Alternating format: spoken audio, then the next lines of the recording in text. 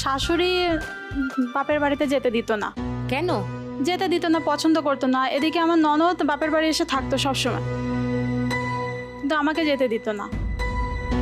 অশান্তি করতো, আমার স্বামীকে ভুলভাল বোঝাতো। কি একটা মেয়ে বিয়ে করে একটা অন্য বাড়িতে এসে আছে, তার নিজের বাবা মার সঙ্গে দেখা করতে ইচ্ছা হবে না? এটা কি কথা হলো?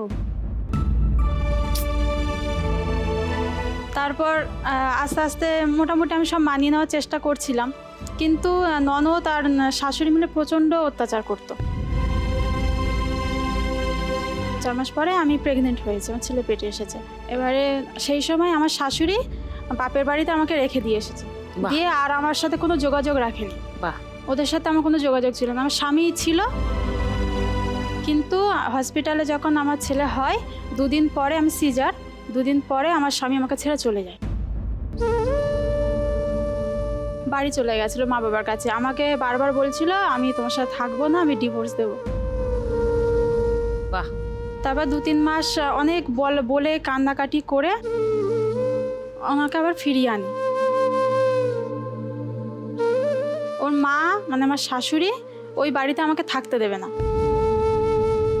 তারপর আমরা ভাড়া ঘরে ছিলাম, ওখানে আমার শাশুড়ির জায়গা বলে আমার শাশুড়িকে থাকতে দিত না। এমনি আশেপাশে লোকজন জানিয়ে, মানে পঞ্চায়েত এখানে ওখানে জানিয়ে, ওখানে 2 কাঠা জায়গার মধ্যে 1 কাঠায় আমাদের ঘর হয়েছে। আমার শ্বশুর একটু করেছিল, আর বাপের বাড়ি থেকে নিয়ে ওখানে ঘর হয়েছে, সেখানে গিয়েছিলাম। নানান কারণে অশান্তি করতো। বাপের বাড়িতে আমি আসতাম, বাপের বাড়িতেই বেশি থাকতাম। তারপরে একদিন আমার শাশুড়ি, নন্দাই আর ননদের শাশুড়ি মিলে আমার মেরে দিচ্ছিল গলা টিপে। মানে? স্বামী বাড়ি ছিল না।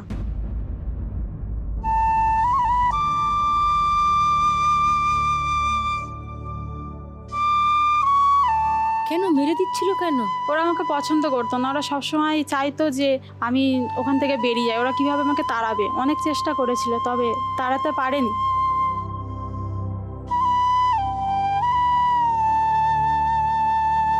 কিন্তু শেষে যখন দেখছি অত্যাচার খুব করছে, থাকা সম্ভব নয়, তখন আমি সিদ্ধান্ত নিই যে আমি বাড়ি চলে আসবো, বাপের বাড়ি।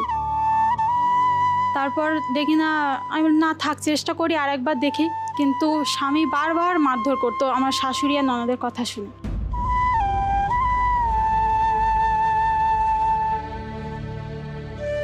তারপর একদিন রাতে প্রচণ্ড মারধর করে ছেলেকে আর আমাকে বাড়ি থেকে বার করে দেয় রাত 10টা, সাড়ে 10টায় নাগাদ। সেখান থেকে আমি বাপের বাড়ি চলে আসি, এবং বাপের বাড়ি আসার পরে আমি চাম্পাহাটি যে হারাল আছে ওই বাজি কারখানায় কাজ করতাম। তবে ওখানে একটা বিস্ফোরণ হওয়ার পরে ওই কাজটা বন্ধ হয়ে যায়। এখন বাপের বাড়িতেই আছি। তো আইনি কোনো পদক্ষেপ নিলে না? হ্যাঁ, আমি কেস করেছি, হ্যাঁ। বধূ নির্যাতনের কেস করেছি। তারপর এই 6 মাস মতন হচ্ছে আমি খোরপোশেকের কেস করেছি। তো সেটার কি অবস্থা? কেস চলছে। এখন ছেলে তোমার 4 বছর? 3.5 বছর। 3.5 বছর এসছে? হ্যাঁ। কোথায়? ওকে, হাই। হ্যাঁ। হ্যালো। ও বাবা, তোমার নাম কি? নাম সেদালে অভিষেক সর্দার। ওকে, বেশি সর্দার ব্যাপার আছে কিন্তু। Okay okay, thank you. Thank you. আর কে এসছেন? মা এসেছে, আমার পিসি এসেছে, আর আমার বান্ধবী। ওকে।